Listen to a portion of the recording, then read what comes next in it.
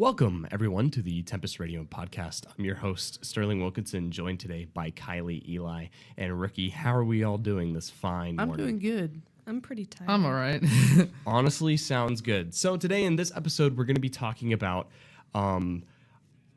people's hobbies and passions, and you could almost say borderline addictions in some cases, and how we're going to be discussing, and we'll all be able to share our own perspective on this topic of how these hobbies, and I would classify it as borderline addictions, get in the way of maybe making the right choices or just simply intruding on our decision making and how we connect with other people. And so this has a lot of different lanes that we can go down, and it's just a whole rabbit hole, but we're going to try to stay consistent in our discussion and be able to share as many different viewpoints and see what we agree and disagree on. All right. So our first example of this that I thought would be amazing to share is Fidel Castro. I think we've been wanting to tell this story since the start of the year. It's right? a fantastic story. This is a fantastic story. So Fidel Castro, if you don't know, was a communist leader in Cuba, which is south of Florida, about 50 miles. And so the man loved really three things in life. The man loved Cuba, he loved communism, and my land did the man love dairy. Everything dairy related. Ice cream, milk, cheese, the cows itself, it was absurd. Nobody has any grounds on the cow worship that this man has. Cow worship. Doesn't matter if you have the most beautiful cow or the biggest cow or the most productive cow, you got nothing on Fidel Castro. Well, I mean, it was communist, so he could just go up and take a cow from somebody. Right. Which really isn't the idea behind communism. He owned all the. What I'm saying is he cows. owned all of them. He could just go up and I need milk. And so he did use his power a little bit because he really wanted to beef up the production of the dairy industry. Nice. And Nice man, pun. I'm killing it with the puns. He really wanted to beef up the. He really wanted to build up the dairy industry in Cuba. So, just some fun facts real quick is that it was noted that he could eat 18 scoops of ice cream on top of a full meal. That was his dessert. That's 2 pints of ice cream. That's an iron That's like stomach. going to Walmart or Kroger or H-E-B and getting 2 cartons of Bluebell and eating it after dinner. I can't. This man. That makes my stomach sick. But also, thinking quick about question. I'm getting lactose what's the- intolerance just thinking about it. What's the is growing cows even viable in Cuba? Because Cuba seems like a very tropical We're environment. actually going to get into that, and this comes into a lot of cool stories. Also, it was reported that the CIA tried to poison a couple of his milkshakes. Oh, no. Fidel. Tragic. How Oh, you don't no. attack a man's Because milkshake. the man had, Yeah. the guy probably had multiple milkshakes throughout the day. And then, as well, he got into a heated argument with a French ambassador over Cuban cheese. Cuban cheese. Cuban cheese. It was pretty bad. So, Yeah.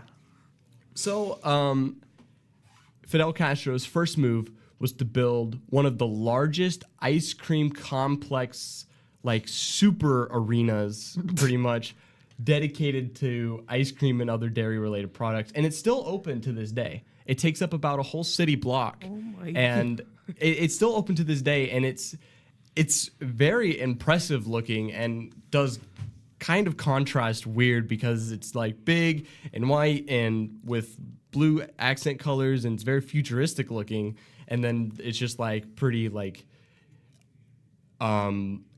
rest of older Cuba. architecture, like that 1960s, 1970s, just building architecture, Huts very and bland stuff. Not necessarily huts, but just really bland buildings.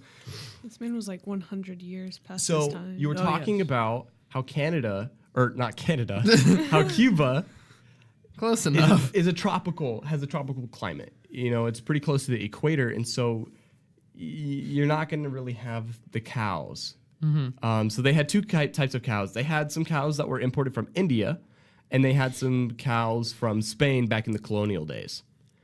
Now, both of these cows and the names of them is not that important, and I can't really remember You it. forgot.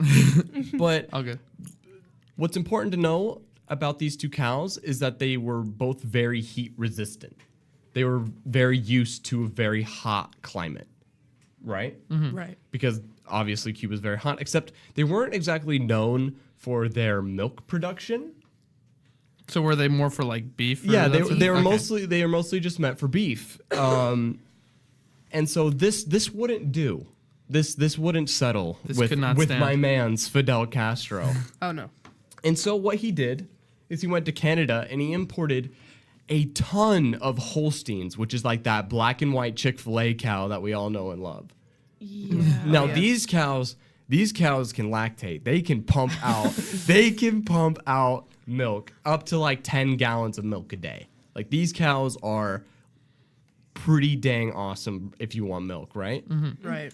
Except there's one problem. These cows are used to a Canadian climate. They're not used to this tropical island. So wouldn't they poor cows. stop producing milk if they were in a weird environment that they had no idea where they were? That's and it was pretty just much super exactly different? what happened.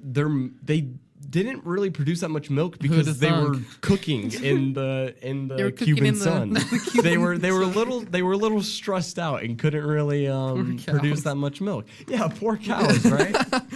And so Fidel Castro, ever so determined to have a robust dairy industry in Cuba, he decided to build a giant air-conditioned warehouse to provide a cooler climate for these cows to be able to, Wow, so accommodating. chill out and All right. relax a little bit. I mean, You know, who cares if a lot of your citizens don't have electricity? Yeah, These cows these need cows air are conditioning. Yeah. Spoiling these cows, man. He loved these cows, right? I think he loved these cows more than his people. Except he Debatable. was forced to abandon the project because it was, well, like who knew it would be extremely expensive to provide a super cooled giant warehouse essentially to provide an environment for these cows, right? And so he was forced to abandon the project because it was getting too expensive, right? And he was like gonna like cripple the Cuban economy over these cows. And so Which, if you're gonna like cripple the Cuban economy over like anything, I think that's a pretty good thing to go pretty for. good Yeah. good reason. Very worth. Yeah, very much worth it. But I think we can admire Fidel Castro in one way, and that's because he was very determined. Being the determined He did man try to he make is, it work. He wasn't Yeah. exactly known for being the greatest guy, but he was very determined about this dairy industry. He was. So, his next step was he went to a bunch of scientists and some researchers and some farmers and was like, what if we took our Cuban cows and breeded them with the Canadian cows and made a heat-resistant super cow that produced a ton of The milk? perfect specimen. Genius. And they were like, okay, you're a little crazy, but sure, buddy, we can't really say no to you. So, so they got to work, and no success. It was a big bust, except would've for thunk? one cow. Oh. There was one cow that exceeded all expectations for Fidel Castro, who produced record-breaking amount of milk, and Fidel Castro literally went fanatical over this cow. He worshipped he named the cow Ubra Blanca, which a lot of you guys would probably be familiar with that name. I've heard it And before. there's statues of the cow in Cuba. I Still would up. imagine. Yeah, they're still up because when the cow died, Fidel Castro built like they had like a funeral type thing, and there's a couple statues around Cuba of this cow, and it was a hard hit to Fidel Castro. Was it the CIA? Were they like trying to cripple Castro's morality Yeah, or something? they were trying Or to his morale? they were trying to weaken Fidel Castro's morale. That's tragic. Next up man. on when we cover some conspiracies, CIA assassinated cow in Cuba.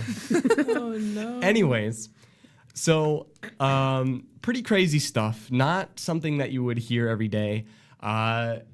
Especially for an evil dictator. Yeah, he went a little too far sometimes. This is kind of where the story comes to an end, but he did go to his researchers at one point and said, can we make a cow, like can we breed a cow that's small like a dog that you can keep in your house, like a pet?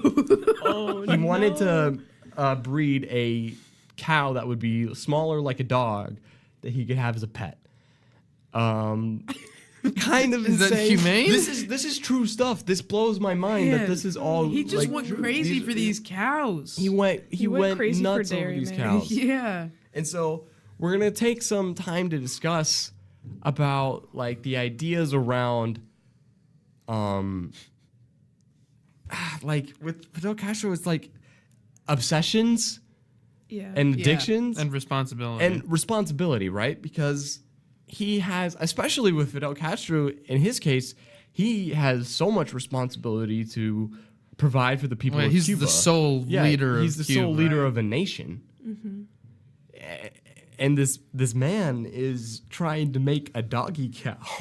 Like, Hey, you can't deny cows are pretty cute. I mean, They are pretty It cute. Have you ever seen Highland cattle? Scottish Highland cattle. That's a cute cow, That's but the most but gorgeous not just cow a I've cute ever cow, seen. but a small cow. Well, small equals cute. Everyone knows that. Sure thing. Definitely. So I think there's a lot of examples. This is kind of like a comical example that is really fun to talk about. But if you think like taking it to a serious note, like parents that struggle with like gambling or alcohol or drug addictions, like this can seriously have an effect on them, not just themselves, but the families as well.